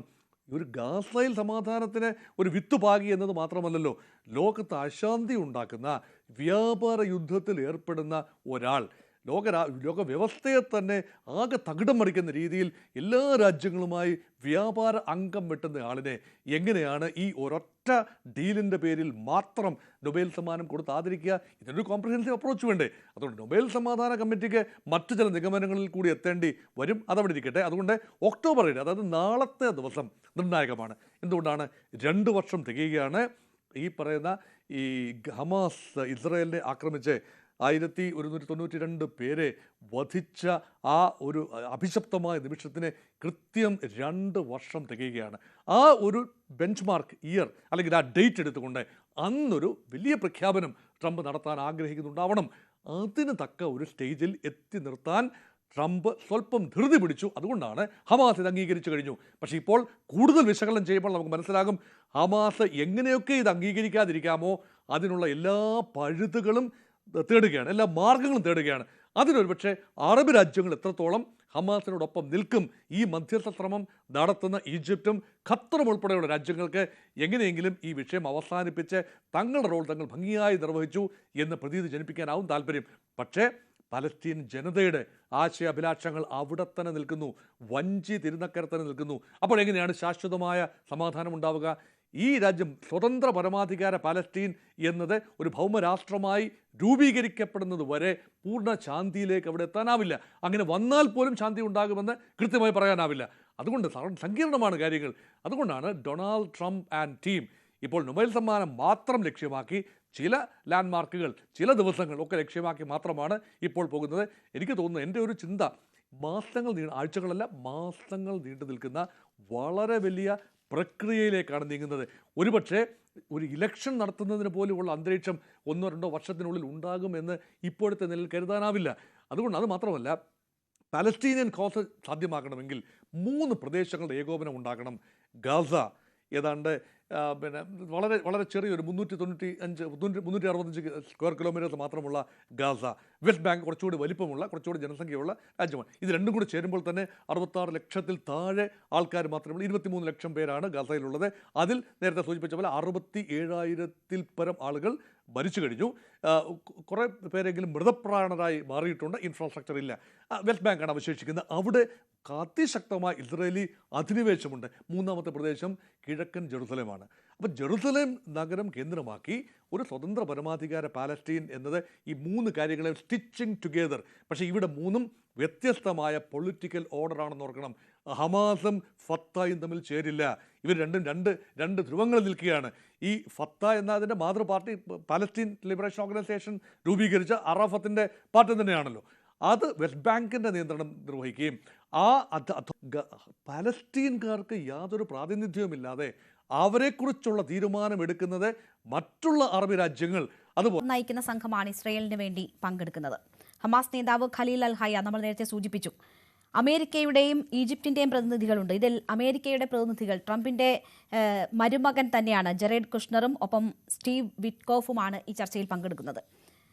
അപ്പോൾ ആരുടെ താല്പര്യങ്ങൾക്കായിരിക്കും ഇവിടെ മുൻതൂക്കം ലഭിക്കുക? ട്രംപിൻ്റെ പ്രത്യേക താല്പര്യങ്ങൾ, മരുമകൻ നേരിട്ടുള്ള ഇടപെടൽ, ഇവർക്ക് ഇത്തരം നിർണായകമായിട്ടുള്ള കരാറുകൾ, ചർച്ചകൾ, ഇതിൽ എന്ത് സംഭാവന നൽകാൻ കഴിയും? ജാരഡ് കുഷ്ണറിന്റെ കേസിൽ, അതായത് ട്രംപിന്റെ മരുമകന്റെ കേസിൽ വളരെ വെൽ കണക്റ്റഡ് ആണ് ഇസ്രായേലുമായിട്ട്. പണ്ട് നമുക്ക് ഓർമ്മയുണ്ട്, ജെറുസലേമിനെ ഇസ്രായേലിന്റെ ക്യാപിറ്റലാക്കി ഒഫീഷ്യലൈസ് ചെയ്യാൻ വേണ്ടി ട്രംപ് സംസാരിച്ച സമയത്ത് കുഷ്ണർ വലിയ റോള് പ്ലേ ചെയ്തിരുന്നു. അപ്പൊ അതുപോലെ ഇമ്പോർട്ടന്റ് ആയിട്ടുള്ള ആൾക്കാരാണ് വിറ്റ്കോഫ് ആയാലും കുഷ്ണർ ആയാലും. പക്ഷെ ഇതിന്റെ അകത്ത് രണ്ട് കൂട്ടർ, ഇപ്പൊ ട്രംപിന്റെ, ഞാൻ നേരത്തെ സൂചിപ്പിച്ച പോലെ തന്നെ ട്രംപിന്റെ ഒരു എന്താ പറയുക ഡിസിഷൻ ആയിരിക്കാം മേജർ ആയിട്ട് ഇതിൻ്റെ അകത്ത് ഇമ്പാക്ട് ഉണ്ടാക്കാൻ പോകുന്നു. പക്ഷെ നേരത്തെ രണ്ട് പാനലിസ്റ്റുകൾ സൂചിപ്പിച്ച പോലെ തന്നെ ഒരുപാട് തടസ്സങ്ങൾ രണ്ട് കൂട്ടർക്കും, ഹമാസിന് മാത്രമല്ല ഇസ്രായേലിലും നിപ്പുണ്ട്. ഇപ്പൊ നെതന്യാഹുവിന്റെ കേസിൽ നമ്മൾ പൊതുവെ സംസാരിച്ച് കേൾക്കുന്നില്ലെങ്കിൽ പോലും ഒരു കോalition ഗവൺമെന്റ് ആണ്. ആ കോalition ഗവൺമെന്റിൽ കൂടെ നിൽക്കുന്ന സ്മോട്രിച്ചും മറ്റാളുകളും കൃത്യമായി പറഞ്ഞിട്ടുണ്ട്, ഹമാസിനെ ബാക്കി വെക്കാൻ ഉള്ള രീതിയിൽ എന്തെങ്കിലും ഒരു ക്ലോസ് അതിൻ്റെ അകത്ത് ഉണ്ടെന്നുണ്ടെങ്കിൽ അതിൽ നിന്ന് പിന്മാറി ഒപ്പുവെക്കാൻ പാടില്ല എന്ന് പറഞ്ഞിട്ടുണ്ട്. അത് ഹമാസിന് 1% പോലും അനുകൂലമായിട്ടൊരു കാര്യം വരാൻ പാടില്ല. അതേപോലെ തന്നെ ട്രംപ് പറഞ്ഞ രണ്ട് കാര്യങ്ങൾ ഹമാസിനും സ്വീകാര്യമല്ല, ഇസ്രായേലിനും ഒരു പരിധി വരെ സ്വീകാര്യമല്ല എന്ന് വേണം വിശ്വസിക്കാൻ. അതായത് ഇന്റർനാഷണൽ സെക്യൂരിറ്റി ഫോഴ്സ് ഗാസയുടെ ട്രാൻസിഷൻ സമയത്ത് നോക്കും, ബോർഡ് ഓഫ് പീസ് ട്രാൻസിഷൻ സമയത്ത് മോണിറ്റർ ചെയ്യും അവിടുത്തെ സെക്യൂരിറ്റി എന്ന് പറഞ്ഞിട്ട്. അത് അത്രയധികം ഇസ്രായേൽ ആഗ്രഹിക്കുന്ന ഒരു കാര്യമല്ല, ഹമാസ് ആഗ്രഹിക്കുന്ന കാര്യമല്ല. അപ്പൊ അതുകൊണ്ട് ഇസ്രായേലിനെ സംബന്ധിച്ചിടത്തോളം ഒരു ഇഷ്യൂ എന്ന് വെച്ച് കഴിഞ്ഞാൽ, നെതന്യാഹുവിന് ഇപ്പൊ ഈ ഒരു ടേംസ് ഫാർ റൈറ്റ് വിങ് ആയിട്ടുള്ള രണ്ട് പാർട്ടികൾക്കൊപ്പമാണ് കോalition ആയിട്ട് നിൽക്കുന്നത്. അവര് പറയുന്നത് ഈ കണ്ടീഷൻസ്, നിലവിലെ 20 കണ്ടീഷൻസ് വെച്ച് മുന്നോട്ട് പോയി കഴിഞ്ഞു കഴിഞ്ഞാൽ ഞങ്ങൾ സപ്പോർട്ട് പിൻവലിക്കും, അതോടെ താൻ വീഴും എന്നാണ് തുറന്ന് പറഞ്ഞു കഴിഞ്ഞാൽ നെതന്യാഹുവിനോട് പറയാൻ സാധിക്കും. അങ്ങനെ പറഞ്ഞു കഴിഞ്ഞാൽ നെതന്യാഹു നേരിടേണ്ടി വരിക എന്ന് പറഞ്ഞാൽ സിവിയർ ആയിട്ടുള്ള കോൺസിക്വൻസസ് ആണ്. അവിടെയാണ് ഇസ്രായേൽ ഇത് എത്രത്തോളം അംഗീകരിക്കും എന്നുള്ള ചോദ്യം നിൽക്കുന്നത്. കാരണം നെതന്യാഹുവിന്റെ ഇഷ്യൂ എന്ന് പറഞ്ഞു കഴിഞ്ഞാൽ ഒരുപാട്, ഇപ്പൊ നേരത്തെ മുമ്പൊരു ചർച്ച ഞാൻ സൂചിപ്പിച്ചിട്ടുണ്ട്, കറപ്ഷൻ കേസുകൾ, ഫ്രോഡ് കേസുകൾ, ബ്രീച്ച് ഓഫ് ട്രസ്റ്റ് കേസുകൾ, അങ്ങനെ നിരവധി കേസുകൾ അദ്ദേഹത്തിന്റെ പേരിൽ നിൽക്കുന്നു. അതൊക്കെ ഇതുവരെ പുഷ് ചെയ്ത് നീക്കിക്കൊണ്ടിരുന്ന യുദ്ധം നടക്കുന്നതുകൊണ്ടും അധികാരത്തിലുള്ളതുകൊണ്ടും മാത്രമാണ്. അത് രണ്ടിൽ ഏതെങ്കിലും ഒന്ന് നഷ്ടപ്പെട്ട അല്ലെങ്കിൽ നിന്ന് കഴിഞ്ഞു കഴിഞ്ഞാൽ അദ്ദേഹത്തിന് അതിന് ആൻസറബിൾ ആവേണ്ടി വരും. രണ്ട് ഇന്റർനാഷണൽ ക്രിമിനൽ കോർട്ടും അദ്ദേഹത്തിന് വാറന്റ് പ്രഖ്യാപിച്ച 2 വർഷമായി. പക്ഷെ അദ്ദേഹം ഒരു നേഷന്റെ ലീഡർ ആയതുകൊണ്ട് മാത്രം മറ്റൊരു രാജ്യം സന്ദർശിക്കാത്തത് കൊണ്ടും ആണ് അദ്ദേഹം അറസ്റ്റ് ചെയ്യപ്പെടാതെ നിൽക്കുന്നത്. ഇങ്ങനെയുള്ള ഫാക്ടേഴ്സ് ഒക്കെ മുന്നിൽ നിൽക്കുന്നതുകൊണ്ട് തന്നെ നെതന്യാഹുവിനും അദ്ദേഹത്തിന്റെ ഒപ്പമുള്ള കോalition പാർട്ടികളും ഈ കണ്ടീഷൻസിനോട് എന്ത് സമീപനമാണ് സ്വീകരിക്കുക എന്നുള്ളത് ഇമ്പോർട്ടന്റ് ആയിട്ടൊരു കാര്യമാണ്. ഹമാസിന്റെ കേസിന് മുമ്പ് സൂചിപ്പിച്ച പോലെ തന്നെ ഹമാസ്, ഇപ്പൊ നേരത്തെ പാനലിസ്റ്റ് സൂചിപ്പിച്ചു, പലസ്തീൻ എന്നൊരു രാജ്യം ഈ ലോകത്ത് ഉണ്ടാവില്ല എന്ന് ആഗ്രഹിക്കുന്നവരാണ് ഇസ്രായേലെങ്കിൽ, ഇസ്രായേൽ എന്നൊരു രാജ്യം ഇസ്രായേൽ എന്ന രാജ്യവും ജൂതന്മാരും ലോകത്ത് ഉണ്ടാവാൻ പാടില്ല എന്ന് ആഗ്രഹിക്കുന്ന സംഘടനകളാണ് ഹമാസും ഹെസ്ബുള്ളയും പോലുള്ള സംഘടനകൾ. അപ്പം ഇവരുടെ രണ്ടുപേരുടെയും കോൺഫ്ലിക്റ്റ് ഓഫ് ഇൻട്രസ്റ്റ് ഉണ്ട്. ഹമാസിനെ സംബന്ധിച്ചിടത്തോളം അവരെ 100% വീക്കൻ ചെയ്യുന്ന രീതിയിൽ ഒരു കണ്ടീഷൻ അവർ അക്സെപ്റ്റ് ചെയ്യില്ല. ഇസ്രായേലിനെ സംബന്ധിച്ചിടത്തോളം 1% പോലും ഹമാസിന് അനുകൂലമായിട്ടോ ഹമാസിന് തിരിച്ചു വരാനായിട്ടോ ഉള്ള ഒരു പ്രതീതി കൊടുക്കുന്ന ഒരു ഫാക്ടർ അവരും അക്സെപ്റ്റ് ചെയ്യില്ല. അതുകൊണ്ട് ഇമ്മീഡിയറ്റ് ആയിട്ടൊരു റിസൾട്ട് ഉണ്ടാവണമെങ്കിൽ ട്രംപിന്റെ അത്ര അധികം പ്രഷർ ഉണ്ടായാൽ മാത്രമേ സാധിക്കുള്ളൂ. പക്ഷെ അതിനുള്ള സാധ്യതയും കുറവാണ്, പ്രത്യേകിച്ച് ഇത്രയധികം കോൺഫ്ലിക്റ്റിംഗ് ആയിട്ടുള്ള പോയിന്റ്സ് അതിൻ്റെ അകത്തുള്ളത്. തീർച്ചയായും ചില മാധ്യമ വാർത്തകളൊക്കെ വരുന്നുണ്ട്, ഈ നെഗറ്റീവായി അഭിപ്രായം പറഞ്ഞതിന് ട്രംപ് നെതന്യാഹുവിനെ ചീത്ത വിളിച്ചു എന്ന് പറഞ്ഞുള്ള വാർത്തകളൊക്കെ വരുന്നുണ്ട്. പോസിറ്റീവായി സമീപിക്കുന്നില്ല ചർച്ചകളെ എന്ന് പറഞ്ഞുകൊണ്ട്. എത്രമാത്രം ആധികാരികമാണ് എന്നതറിയില്ല. നമുക്ക് തിരിച്ചെത്താം. ഈ അന്ത്യശാസന സമയം കഴിഞ്ഞാൽ പിന്നീട് ഗാസയിൽ എന്ത് സംഭവിക്കും എന്ന് നോക്കാം ഇടവേളയ്ക്ക് ശേഷം.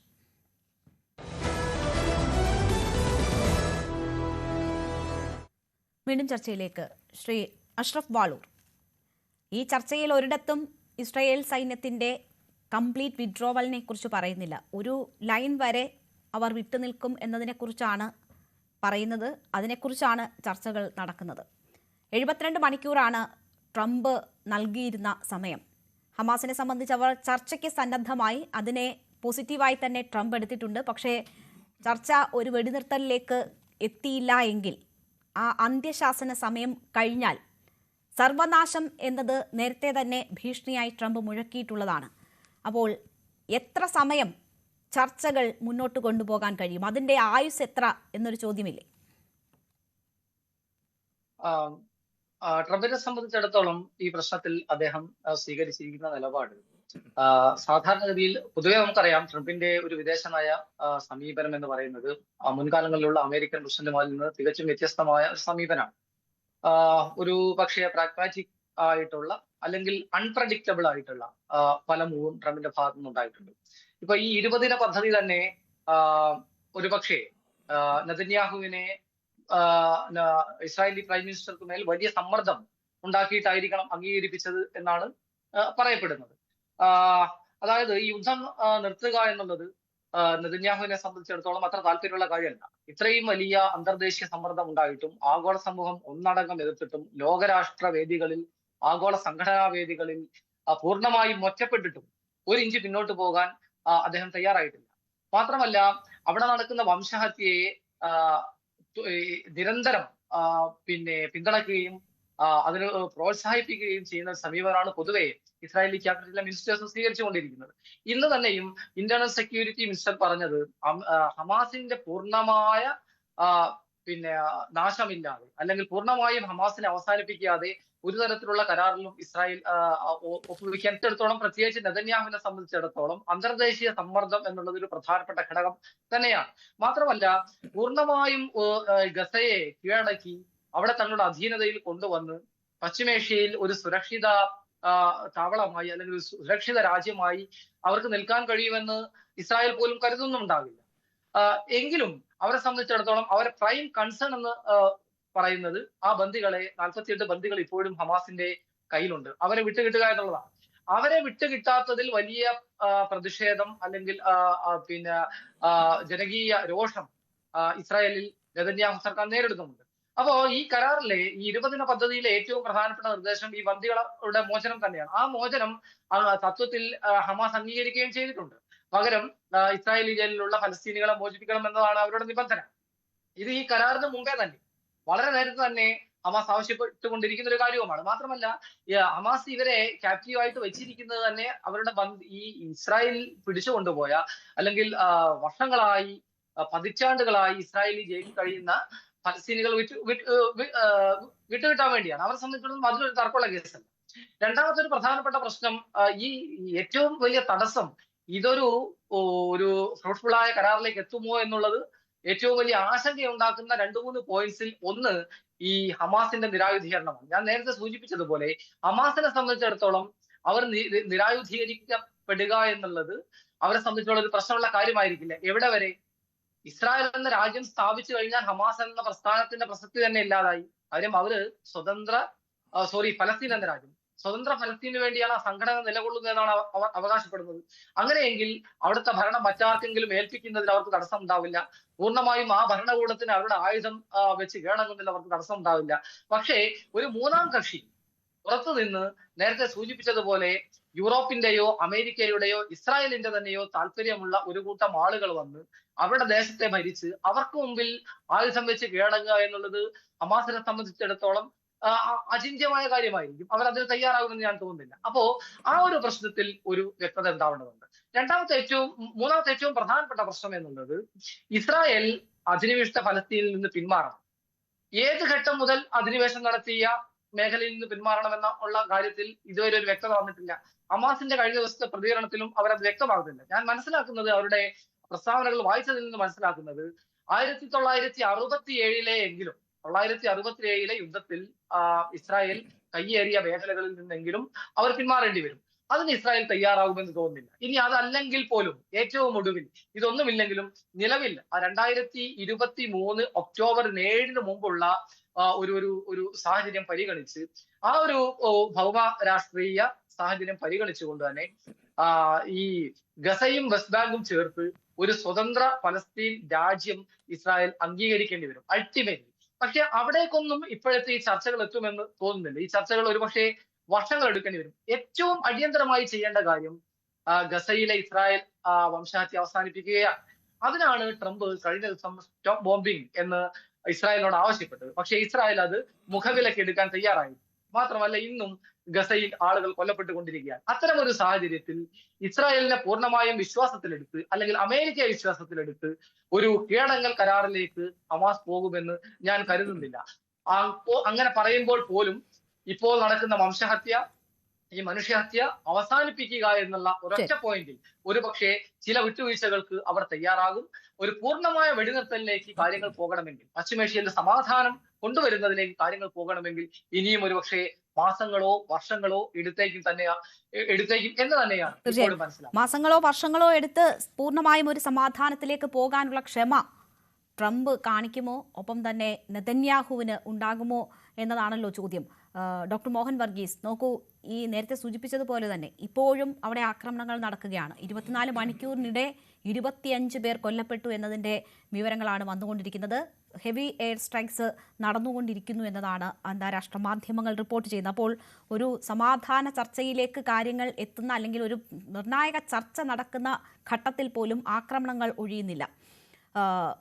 മുൻപ് 2 തവണ വെടിനിർത്തലിലേക്ക് എത്തും കാര്യങ്ങൾ എന്ന് സൂചിപ്പിച്ച സമയങ്ങളിലും വലിയ രീതിയിൽ പ്രകോപനം സൃഷ്ടിക്കുന്നത് ഇസ്രയേലായിരുന്നു. ഖത്തറിലേതുൾപ്പെടെയുള്ള ആക്രമണങ്ങൾ നമുക്ക് തെളിവായി മുന്നിൽ തന്നെയുണ്ട്. അപ്പോൾ സമാനമായ നിലയിൽ ഇപ്പോഴും ആക്രമണങ്ങൾ നടക്കുകയാണ്. ട്രംപിനെ പോലും മുഖവിലക്കെടുക്കാതെയാണ് ഇസ്രയേൽ ഈ ആക്രമണം നടത്തുന്നത്. അങ്ങനെ ആക്രമണം നടത്തുമ്പോൾ തന്നെ ഇസ്രയേലിൻ്റെ താൽപ്പര്യങ്ങൾ മാത്രം സംരക്ഷിക്കുന്ന ഒരു കരാർ ചർച്ചയ്ക്ക് വരുമ്പോൾ തന്നെ ഇതൊന്നും അംഗീകരിക്കാൻ കഴിയില്ല എന്ന സമ്മർദ്ദം നൽകിക്കൊണ്ട് ഇസ്രയേലിലെ തീവ്ര വലതുപക്ഷ നേതാക്കൾ നെതന്യാഹുവിനുമേൽ സമ്മർദ്ദം ശക്തമാക്കുന്നുമുണ്ട്. അപ്പോൾ ഒരു തരത്തിലും സമാധാനം എന്നത് ഇസ്രയേൽ ആഗ്രഹിക്കുന്നില്ല, അതിലേക്ക് കാര്യങ്ങൾ എത്താൻ സമ്മതിക്കില്ല എന്നൊരു പിടിവാശി തന്നെയാണോ നെതന്യാഹുവും കൂട്ടരും കാണിക്കുന്നത്? രേണുക, എത്രത്തോളം സമാധാനം 2 വിഭാഗങ്ങളും, ഹമാസ് എന്ന നോൺ സ്റ്റേറ്റ് ആക്ടറും ഇസ്രയേൽ എന്ന സ്റ്റേറ്റ് ആക്ടറും ആഗ്രഹിക്കുന്നുണ്ട് എന്നത് വലിയ ഒരു ഡിബേറ്റബിൾ ചോദ്യമാണ്. ഒരുപക്ഷെ ആ ഒരു സമാധാനം ആത്യന്തികമായി ആർക്ക് വേണ്ടിയുള്ളതാണ്? ഇത് ഗാസയിലെ ജനം, ഓരോ കുട്ടിയും, ഓരോ സ്ത്രീയും, ഓരോ വ്യക്തിയും, ഗാസയിലെ ആളുകൾ സമാധാനം ആഗ്രഹിക്കുന്നുണ്ട്. പക്ഷേ ഗാസയ്ക്ക് വേണ്ടി സംസാരിക്കുന്നവർ, അല്ലെങ്കിൽ ഗാസയുടെ ഗാസയ്ക്ക് വേണ്ടി എന്ന രൂപത്തിൽ സംസാരിക്കുന്നവർക്ക് എത്രത്തോളം ഈ സമാധാനം വേണം എന്നതിനെക്കുറിച്ച് നിശ്ചയമില്ല. ഇസ്രയേലിൻ്റെ ഭാഗത്തു നിന്ന് സംസാരിക്കുന്നവർക്ക് നിശ്ചയമില്ല. ഇസ്രയേൽ ജനത ഒരുപക്ഷെ സമാധാനം ആഗ്രഹിക്കുന്നു. അവർക്ക് വേണ്ടത് സുരക്ഷാ ഉറപ്പുകളാണ്. ഭാവിയിൽ ഒക്ടോബർ 7 മാതിരിയുള്ള ആക്രമണങ്ങൾ ആവർത്തിക്കാതിരിക്കുന്നതിനുള്ള ഉറപ്പുകളാണ്. ഇവിടെ ഒരു റെഫറിയുടെ റോളിൽ നിൽക്കുന്നത് ഇതൊരു WWW റെസ്ലിംഗ് കോമ്പറ്റീഷൻ പോലെയാണ് എനിക്ക് തോന്നുന്നത്. അവിടുത്തെ ഒരു റെഫറിക്ക് എന്തു ചെയ്യാനാവും? വിസിലടിക്കാനും കുറേ തറയിൽ കൈയടിച്ചുകൊണ്ട് എണ്ണാനും ഒക്കെ അല്ലാതെ യഥാർത്ഥത്തിൽ അങ്ങോട്ടും ഇങ്ങോട്ടും മഹാമല്ലന്മാർ നടത്തുന്ന വർധനം അതൊന്ന് അവസാനിപ്പിക്കാൻ പലപ്പോഴും ആ റഫറിക്ക് കഴിയാറില്ല. കാരണം ഒരു ഷോ ബിസിനസ്സാണ്. ഇതങ്ങനെ ഒരു ഷോ ബിസിനസ്സായി അധപ്പതിക്കുകയാണോ, അതോ യഥാർത്ഥ പ്രൊഫഷണൽ ബോക്സിംഗ് മത്സരത്തിലെ റഫറിയെ പോലെ ഡൊണാൾഡ് ട്രംപ് നിർത്തൂ വെടി എന്ന് പറയുമ്പോൾ ഇസ്രയേൽ വെടി നിർത്തുന്ന ഘട്ടത്തിലേക്ക് എത്തിച്ചു നിർത്താൻ കഴിയുമോ? കഴിയുന്നില്ല എന്നാണ് നമുക്ക് ഇപ്പോൾ തെളിയുന്നത്. കാരണം അങ്ങനെയാണെങ്കിൽ ഇന്ത്യൻ സമയം ഇന്ന് അതിരാവിലെ ഈ ട്രംപ് നൽകിയ അൾട്ടിമേറ്റം അവസാനിച്ചു കഴിഞ്ഞു. അതിനുള്ളിൽ തന്നെ ട്രംപ് എന്താണ് പറഞ്ഞത്? ഒറിജിനലി 2021 പദ്ധതി പ്രഖ്യാപിച്ചപ്പോൾ പറഞ്ഞതെന്താണ്? ഞാനിത് അൾട്ടിമേറ്റം നൽകുന്നു, ഞായറാഴ്ച ദിവസം അമേരിക്കൻ സമയം വൈകിട്ട് 5 മണിക്ക്, അതായത് പിറ്റേന്ന് രാവിലെയാണ് ഇന്ത്യൻ സമയം എന്ന് പറഞ്ഞാൽ കുറച്ചുകൂടെ കഴിഞ്ഞിട്ട്, ആ സമയത്ത് തീർച്ചയായും വെടി നിർത്തിയിരിക്കണം.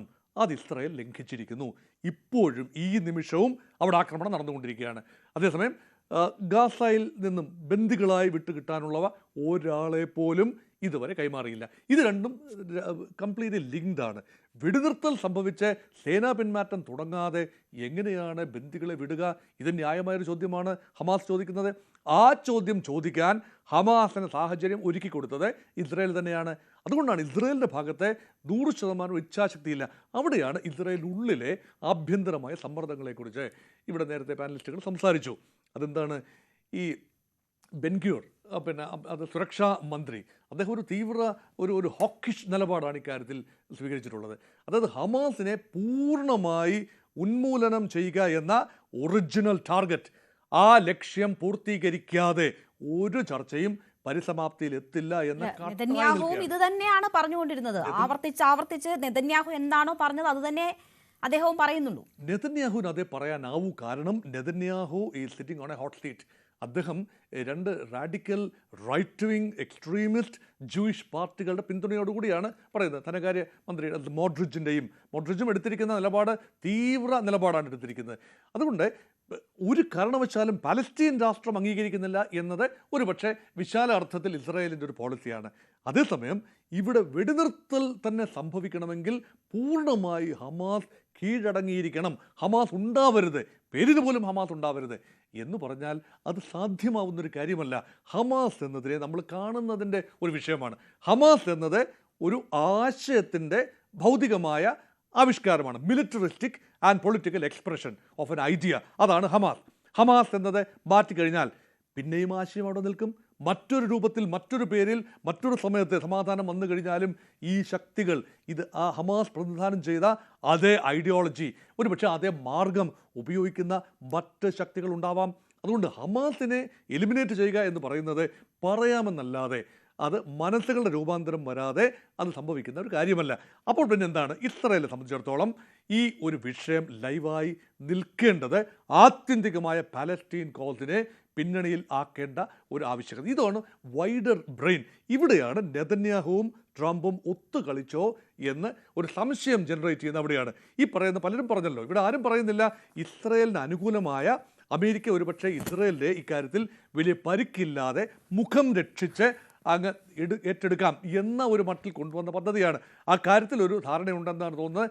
ഇത് ഹമാസിന് അനുകൂലമായോ പാലസ്തീൻ കോസിന് അനുകൂലമായോ ഉള്ള പദ്ധതി എന്നതിനേക്കാൾ ഉപരിയായി ഇസ്രായേലിനെ സംരക്ഷിച്ച് കാര്യമായ ബുദ്ധിമുട്ടില്ലാതെ നിലനിർത്താനുള്ളൊരു പദ്ധതിയാണ്. അങ്ങനെയെങ്കിൽ ഇസ്രായേൽ മുന്നോട്ട് വെച്ച രണ്ട് ആശയങ്ങളാണ് പ്രധാന ആശയങ്ങൾ. ഒന്ന്, ഹമാസ് ഉണ്ടാവരുത്. അതേതാണ്ട് ഈ ഡീൽ പൂർണ്ണമായും അംഗീകരിക്കപ്പെട്ടാൽ ഹമാസ് പിന്നെ ഉണ്ടാവില്ല. രണ്ട്, ബന്ദികളെ കൈമാറ്റം ചെയ്യപ്പെടുന്നു. ബന്ദികൾ പൂർണ്ണമായും കൈമാറ്റം ചെയ്യപ്പെടും. ഇസ്രായേലിന് വിരോധമൊന്നുമില്ല. വലിയ നമ്പർ 250 ഈ ജീവപര്യന്തം തടവുകാരും 1700 സാധാരണ തടവുകാരെയുമാണ് ഇസ്രായേൽ കൈമാറ്റം ചെയ്യേണ്ടത്. അതിന് പകരമായി ഹമാസ് കൈമാറ്റം ചെയ്യേണ്ടത് കേവലം 20 ജീവനോടെയുള്ള 20 ബന്ദികളെയും പിന്നീട് ഒരുപക്ഷെ ബാക്കിയുള്ള മരിച്ചുപോയ ഡെഡ് ബോഡീസുമാണ് കൈമാറ്റം ചെയ്യേണ്ടത്. അങ്ങനെ നോക്കുമ്പോൾ ഹമാസിനൊരു ആനുകൂല്യമുണ്ട് എന്ന് തോന്നാമെങ്കിലും യഥാർത്ഥത്തിൽ ഇതൊന്നും അത്ര വേദനിപ്പിക്കുന്ന കാര്യങ്ങളല്ല. പക്ഷേ യഥാർത്ഥ വിഷയം എന്ന് പറയുന്നത് 67,000 മനുഷ്യരുടെ കണക്കെടുക്കുമ്പോൾ അത് തുച്ഛമാണ് എന്ന് നമുക്ക് പറയേണ്ടി വരും. It's advantage Israel. It is definitely advantage Israel when it comes to the end analysis. അങ്ങനെയാണല്ലോ ഇസ്രായേൽ ആകപ്പാടെ നഷ്ടപ്പെട്ടത്. കൃത്യം എണ്ണം പറഞ്ഞാൽ 1200-ൽ താഴെ പേരെയാണ് ജീവൻ നഷ്ടപ്പെട്ടത്. അതിന് പകരമായി 67,000-ൽ പരം ജീവൻ ഇസ്രായേൽ എടുക്കുകയും ചെയ്തിട്ടുണ്ട്. തീർച്ചയായും. ശ്രീ നിർമ്മൽ എബ്രഹാം, നമ്മുടെ സമയം അവസാനിക്കുകയാണ്. നോക്കൂ, ഇവിടെ ഇപ്പോൾ അന്താരാഷ്ട്ര ഏജൻസികൾ, ഇപ്പോൾ റെഡ് ക്രോസ് ഒക്കെ തയ്യാറായി നിൽക്കുകയാണ്. അവിടെ ഒരു സമാധാന ഡീലുണ്ടായാൽ ആളുകളുടെ പുനർവിന്യാസം ഉൾപ്പെടെയുള്ള കാര്യങ്ങളിൽ ഞങ്ങൾ ഇന്റർമീഡിയറി ആയിക്കൊള്ളാം എന്ന് സ്വയം സന്നദ്ധത അറിയിച്ചവർ നിൽക്കുകയാണ്. അപ്പോൾ എല്ലാവരും, ലോകരാഷ്ട്രങ്ങൾ, ഒപ്പം തന്നെ സംഘടനകളെല്ലാം ഒരു സമാധാനം പ്രതീക്ഷിക്കുകയാണ് കെയ്റോയിൽ നിന്ന്. അബ്ദുൽ ഫത്താ അൽ സിസി വലിയ പ്രതീക്ഷ ഇക്കാര്യവുമായി വെക്കുന്നു. ട്രംപിനെ ഉൾപ്പെടെ പുകഴ്ത്തുന്നു ഇങ്ങനെ ഒരു ടേബിളിന് ചുറ്റിലേക്കും ഈ കാര്യങ്ങൾ എത്തിച്ചതിൽ. പകരം ട്രംപും അറബ് രാഷ്ട്രങ്ങളുടെയും മുസ്ലിം രാഷ്ട്ര തലവന്മാരുടെയും ഇടപെടലിനെ പ്രശംസിക്കുന്നുണ്ട്. ഒരുപക്ഷെ ആ ഇടപെടലുകളാണ് ഇപ്പോൾ ഒരു ചർച്ചയിലേക്കെങ്കിലും കാര്യങ്ങൾ എത്തിച്ചത്. അപ്പോൾ എല്ലാവരും പ്രതീക്ഷിക്കുന്നത് സമാധാനമാണ്. പക്ഷേ അവിടേക്ക് കാര്യങ്ങൾ എത്തുമോ എന്നറിയില്ല. അപ്പോൾ പോലും ഈ അറബ് മുസ്ലിം രാഷ്ട്രങ്ങളുടെയും മറ്റും സമ്മർദ്ദം എന്ന് പറയുന്നത് ഒരു പ്രതീക്ഷയായി നിലനിൽക്കുന്നുണ്ടോ? ഒരുപക്ഷെ ഹമാസ് കുറച്ചുകൂടി പിന്നോട്ട് പോക്കിന് തയ്യാറാകുമോ? അതൊക്കെയാണോ അവശേഷിക്കുന്ന പ്രതീക്ഷകൾ? അല്ല, ഈ 20 പോയിന്റ്സ് നമ്മൾ എടുത്തു നോക്കിയാൽ എനിക്ക് തോന്നുന്നു വളരെ ടാക്ടിക്കലായിട്ട് നിർമ്മിച്ചെടുത്ത 20 പോയിന്റ്സ് ആണ്. കാരണം നമ്മളായാലും അറബ് നേഷൻസ് ആയാലും ലോകം മൊത്തം ആണെങ്കിലും എടുത്തു നോക്കുമ്പോൾ വളരെ ജനറസ് ആയിട്ട് തോന്നുന്ന പോയിന്റ്സ്. ഉദാഹരണം പറഞ്ഞു കഴിഞ്ഞാൽ ഈ പറഞ്ഞ പോലെ ഗാസയിലെ ആരും ലീവ് ചെയ്യേണ്ടി വരത്തില്ല, എല്ലാവർക്കും അവിടെ താമസിക്കാം, പുനർനിർമ്മിച്ചു തരാൻ. ഈ ഹമാസിലെ ഫോർമർ അംഗമാണ് നിങ്ങളെങ്കിൽ നിങ്ങൾ വയലൻസ് റെനൗൺസ് ചെയ്ത് ആയുധം വെച്ച് കീഴടങ്ങിയാൽ നിങ്ങൾക്കും താമസിക്കാം, ചുറ്റുപാടും സെക്യൂരിറ്റി ഞങ്ങൾ വെക്കാം. ഈ ട്രാൻസിഷൻ അമേരിക്കൻ പ്രസിഡന്റും പഴയ ടോണി ബ്ലെയറും ഒക്കെ ഉൾപ്പെടെ അടങ്ങുന്ന നല്ലൊരു ടീം അത് നോക്കിക്കോളാം എന്നൊക്കെയുള്ള വളരെ ഹ്യൂമാനിറ്റേറിയൻ എയ്ഡ് എത്തിച്ചോളാം എന്നുള്ള വളരെ ജനറസ് ആയിട്ടുള്ള ഒരു 20 പോയിന്റ്സ് കൊടുത്തിരിക്കുന്നത്. അതുകൊണ്ട് തന്നെ ഹമാസ് പ്രഷറിലാണ്. നേരത്തെ ശ്രീ മോഹൻ വർഗീസ് സൂചിപ്പിച്ച ഒരു ഉദാഹരണം വെച്ച് ഞാൻ പറയാം. അതായത് WWE റെസ്ലിംഗിന്റെ കാര്യം പറഞ്ഞു. ആ റെസ്ലിംഗ് നമുക്കറിയാം സ്റ്റേജ്ഡ് ആണെന്ന് അറിയാം. അതേപോലെ തന്നെ ട്രംപിന്റെയും നെതന്യാഹുവിന്റെയും ഒത്തുകളിയാണോ എന്ന് സംശയം തോന്നുന്നു എന്ന് പറഞ്ഞു. അതും ഒരു പരിധി വരെ ആ ഒരു പെർസ്പെക്റ്റീവ് നമുക്ക് ചിന്തിക്കാവുന്നതാണ്. കാരണം ഈ 20 പോയിന്റ് കൃത്യമായിട്ട് വായിച്ചു നോക്കി കഴിഞ്ഞാൽ ഒരു ന്യൂട്രൽ തേർഡ് പാർട്ടിയെ സംബന്ധിച്ചിടത്തോളം വളരെ വളരെ ജനറസ് ആണ് ട്രംപ് പറഞ്ഞിരിക്കുന്ന കാര്യങ്ങളെല്ലാം. ഗാസയെ റീബിൽഡ് ചെയ്യാം, ടെറർ ഫ്രീ സോൺ ആക്കാം, ആളുകൾക്ക് ഹ്യൂമാനിറ്റേറിയൻ നീഡ് എത്തിക്കാം, യുദ്ധം അവസാനിപ്പിക്കാം എന്ന് വരുത്തി തീർത്താൽ അവിടെയും ട്രംപ് പറയുന്നത് എന്താ, അങ്ങനെ ചെയ്തു കഴിഞ്ഞാൽ ഇസ്രായേലിനെ തകർക്കുമെന്നല്ല പറയുന്നത്. അവിടെ ട്രംപ് വരുന്ന അങ്ങനെ സംഭവിച്ചു കഴിഞ്ഞു കഴിഞ്ഞാൽ നിങ്ങളുടെ അവസാന വാണിംഗ് ആണ്, തകർത്ത് കളയും നിങ്ങളെ എന്ന് ഹമാസിനോടാണ് അദ്ദേഹം പറയുന്നത്. അപ്പൊ അതിനർത്ഥം ഇത് എന്തായാലും 100% പോയിട്ടൊരു 60% പോലും ഹമാസ് ഈ ടേംസ് അംഗീകരിക്കാൻ പോകുന്നില്ല. അങ്ങനെ അംഗീകരിച്ചില്ലെന്നുണ്ടെങ്കിൽ അടുത്തത് ചെയ്യാൻ പോകുന്നത് കംപ്ലീറ്റ് ഡെമോലിഷൻ ആണ്. അതും അറിഞ്ഞുകൊണ്ടുള്ള ഒത്തുകളിയാണോ എന്നുള്ളത് നമുക്ക് വരും ദിവസങ്ങൾ കാണേണ്ടി വരും. നെതന്യാഹുവിനെ സംബന്ധിച്ചിടത്തോളം ഇമ്മീഡിയറ്റ് ആയിട്ട് ഒരു ഇൻസെന്റീവ് ഇല്ല, ഇത് അവസാനിപ്പിച്ച് പെട്ടെന്ന് തിരിച്ചു പോകേണ്ട ഇൻസെന്റീവ് ഇല്ല. കാരണം നോർമലി ഇലക്ഷൻ നടക്കുന്നത് 2026 ഒക്ടോബറിലാണ് ഇലക്ഷൻ ഷെഡ്യൂൾ ചെയ്തിരിക്കുന്നത്. പക്ഷെ ഇപ്പൊ തിരിച്ചു പോകേണ്ടി വന്നു കഴിഞ്ഞാൽ അദ്ദേഹത്തിന്റെ പ്രൈം മിനിസ്റ്റർ സ്ഥാനവും നഷ്ടമാവും, ഒരുപക്ഷെ ഇലക്ഷന് മുമ്പേ നടക്കും, ഈ പറയുന്ന കേസുകളിലും അദ്ദേഹം പ്രതിയാവും, ഇന്റർനാഷണൽ ക്രിമിനൽ കോർട്ട് ഉൾപ്പെടെ വേണമെങ്കിൽ അദ്ദേഹത്തിന് വാറന്റ് പുറപ്പെടുവിച്ച് മുന്നോട്ട് വെക്കാം. അപ്പൊ അങ്ങനെയുള്ള സിറ്റുവേഷൻ ഉള്ളപ്പോൾ അവർ ചെയ്യാൻ സാധ്യതയില്ല. ഹമാസും ഈ പറയുന്ന കണ്ടീഷൻസിൽ പലതും അക്സെപ്റ്റ് ചെയ്യാൻ പറ്റില്ല. പക്ഷെ എങ്ങനെ നോക്കിയാലും ഒരു തേർഡ് പാർട്ടിയെ സംബന്ധിച്ചിടത്തോളം വളരെ ജനറസ് ആയിട്ട് ട്രംപ് ഹമാസിന് മുന്നിൽ വെച്ചു കൊടുത്തതാണല്ലോ, എന്നിട്ട് എന്തുകൊണ്ട് അക്സെപ്റ്റ് ചെയ്യുന്നില്ല എന്ന് തോന്നിപ്പിക്കുന്ന രീതിയിൽ വളരെ ടാക്ടിക്കലായിട്ട് ഫ്രെയിം ചെയ്തതാണ്.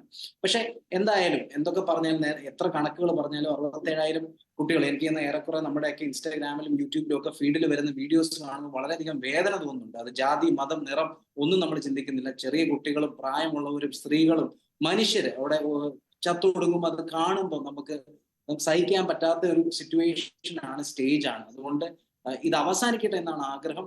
അത് ആര് തീർത്താലും, ട്രംപ് ആയിക്കോട്ടെ, നെതന്യാഹു ആയിക്കോട്ടെ, ഹമാസ് ആയിക്കോട്ടെ, ഇതിന് വിട്ടുവീഴ്ച ചെയ്ത് തീർത്ത് കിട്ടണമെന്ന് ലോകം മുഴുവൻ ആഗ്രഹിക്കുന്ന ഒരു സിറ്റുവേഷൻ. തീർച്ചയായും സമാധാനമാണ് എല്ലാവരും പ്രതീക്ഷിക്കുന്നത്. ആ പ്രതീക്ഷയോട് കൂടിയാണ് എല്ലാവരും ആ ചർച്ചയുടെ വാർത്തകളിലേക്ക് ഉറ്റുനോക്കുന്നത്. ഹമാസും ഒപ്പം തന്നെ നെതന്യാഹുവും നേർക്കുനേർ നിന്ന് തുടങ്ങിയതാണ്. 2ാം വാർഷികമാണ് എക്സാക്ട്ലി ഈ ദിവസം. അവിടെ ട്രംപിന്റെ നയതന്ത്രം വിജയിക്കുമോ എന്നത് നമുക്ക് കാത്തിരുന്ന് കാണാം. വിജയി ആരായാലും സമാധാനം പുലരട്ടെ എന്ന് പ്രതീക്ഷിക്കാം. വളരെ നന്ദി ചർച്ചയിൽ പങ്കെടുത്ത എല്ലാ അതിഥികൾക്കും. ഇടവേളയ്ക്ക് ശേഷം ന്യൂസ് at 9 കാണാം. നമസ്കാരം.